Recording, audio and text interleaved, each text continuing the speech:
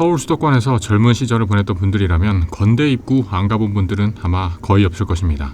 2호선과 7호선 환승역인 건대 입구역은 건대 학생들뿐 아니라 수많은 젊은이, 직장인들이 약속 장소로 찾아오는 곳입니다.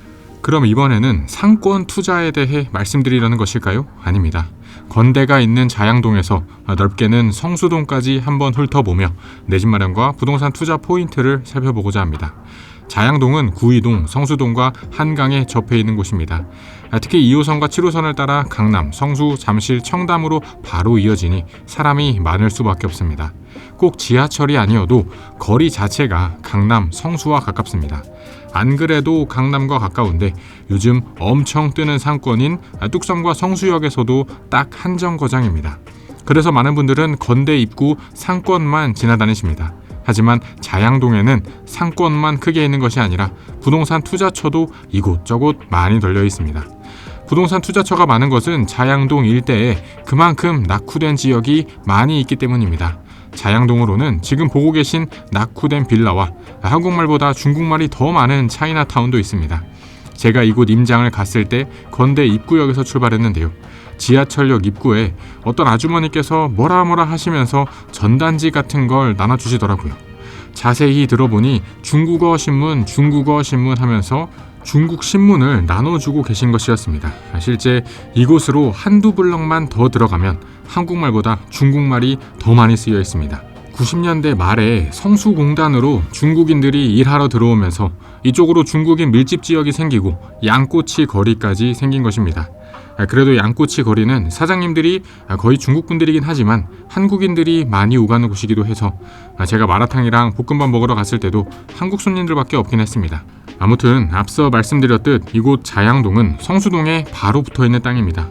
그래서 저도 이쪽에서 마라탕 먹고 너무 더워서 카페를 가려고 했는데 건대 입구역으로 가기는 좀 멀어서 성수동으로 건너가서 카페를 찾아보았었습니다. 물론 그렇다고 뚝섬에서 성수로 이어지는 중심 상권인 연무장길이 가까운 것도 아니라 애매하긴 합니다. 그래도 성수 일대 상권 확장이 얼마나 거센지 자양동에 붙어있는 성수동 쪽에도 크고 작은 카페나 핫플레이스가 많았습니다. 커피도 엄청 비쌌고요. 아무튼 그만큼 자양동이 성수동 확장의 낙수 효과를 보는 입지이기도 하다라고 볼 수 있습니다. 동네 자체에 오래된 빌라는 많은데 땅값은 오르고 있으니 개발 압력이 전해지는 것은 당연한 일입니다. 그래서 이곳 일대를 걸어다니다 보면 여기저기 개발 관련 현수막이나 조합 사무실 간판은 볼 수 있습니다.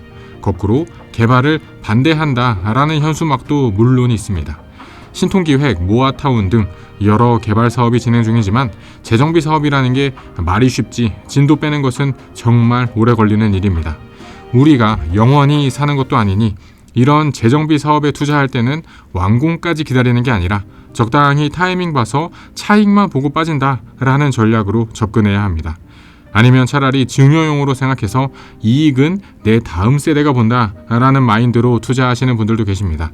그만큼 초기 재개발 재건축은 시간이 오래 걸리기 때문입니다. 아니 그럼 자양동 재개발에 투자하면 얼마를 벌 수 있을까요? 투자 금액이나 수익률이 모두 다를 테니 그걸 한 번에 얼마다라고 계산하기는 어렵습니다. 다만 기준이 되는 아파트는 있습니다. 롯데캐슬 리버파크 시그니처입니다. 자양4 모아타운, 자양4 신통기획 사이에 있는 신축 아파트입니다. 그 어렵다는 지주택을 통해 완공된 아파트입니다. 이곳 33평 시세는 가장 저렴한 게 22억부터입니다. 따라서 건대 입구 모아타운이나 자양동 신통기획이 완공되면 정말 못 받아도 이 정도 가격 이상은 받을 수 있을 것입니다. 어떠셨나요 여러분? 지금까지 건대가 있는 자양동의 입지를 살펴보았습니다. 자양동 중에서도 자양4동은 모아타운, 신통기획 등 재개발이 많이 진행 중인 곳입니다. 그만큼 기회가 많다는 말이지만 사실 재개발은 워낙 위험한 투자라 선수가 아니라면 쉽게 권해드리기는 어렵습니다. 긴 영상 시청해주셔서 감사드립니다. 영상이 마음에 드셨다면 채널 구독과 영상 좋아요까지 부탁드립니다. 그럼 저는 다음에 또 새로운 부동산 이야기로 찾아뵙겠습니다. 감사합니다.